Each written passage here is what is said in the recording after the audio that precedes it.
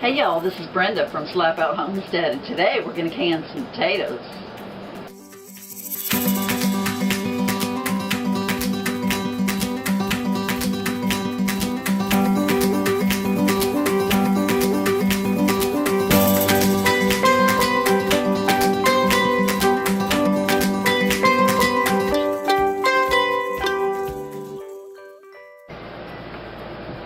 Right about now you're wanting to ask me, now why would you want to can potatoes? Well, these potatoes came out of my garden. I've already done a lot of the prep work just so I can make this video short. So I'm going to work while I talk and explain why I would want to can potatoes.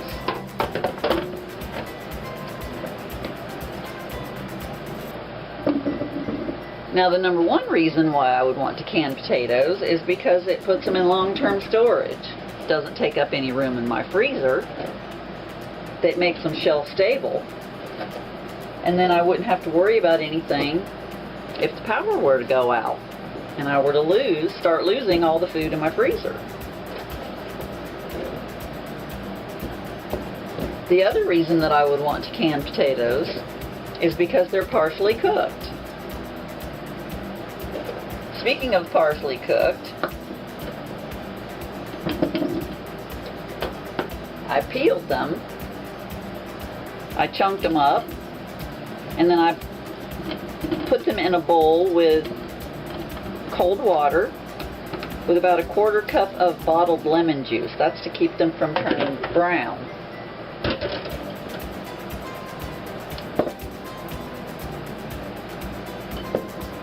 Then after they came out of the lemon juice water, I blanched them for 2 minutes in boiling water. And then I put them straight into an ice bath, and now they're coming into these jars.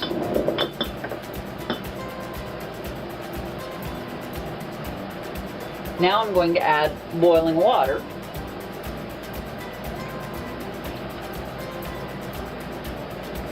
Up to 1 inch from the rim.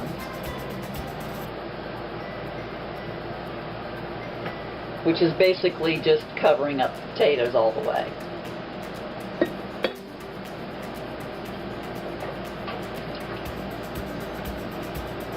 Now these are going to go in the pressure canner, 10 pounds pressure at my elevation, for 40 minutes. That's 40 minutes. I'm going to use my magnet to dip the lid into the boiling water over here.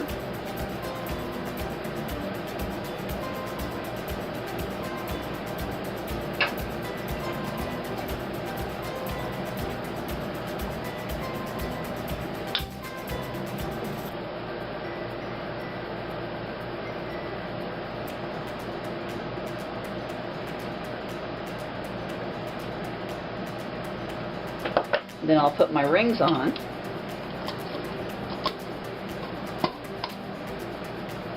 Tight, and then a half turn loose. Tight, and then a half turn loose. Now these go into the pressure canner. Now our jars go into the pressure canner.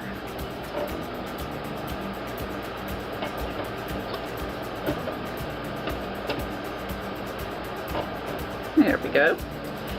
I've already oiled the seal on my lid.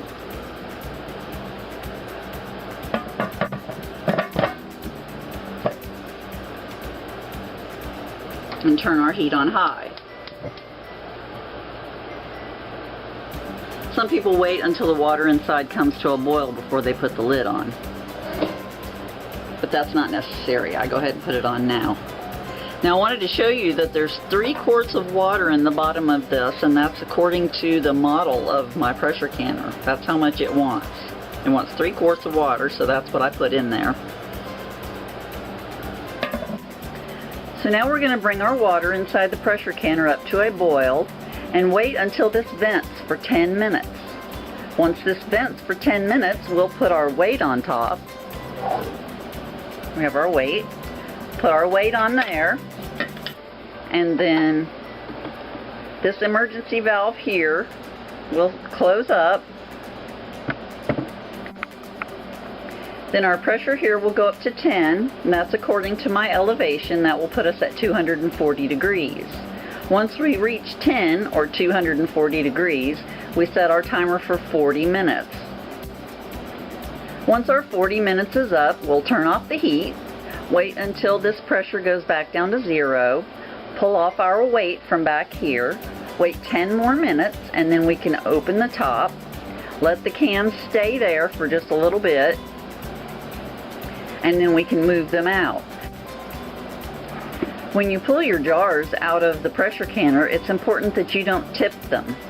Yes, there may be water standing on top of your jars, but just dab that off with a towel or a paper towel if it bothers you.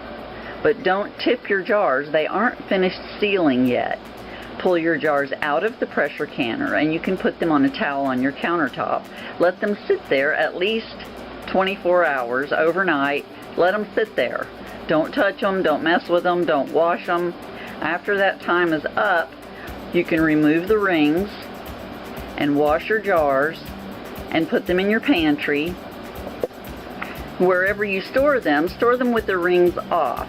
That way, if you don't have a good seal, you'll know it, and you won't create a false seal by having that ring on there. And here are our lovely canned potatoes.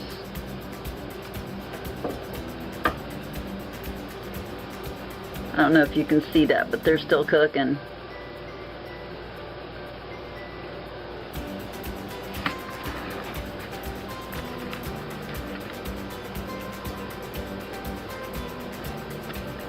Those are going to be beautiful in my pantry.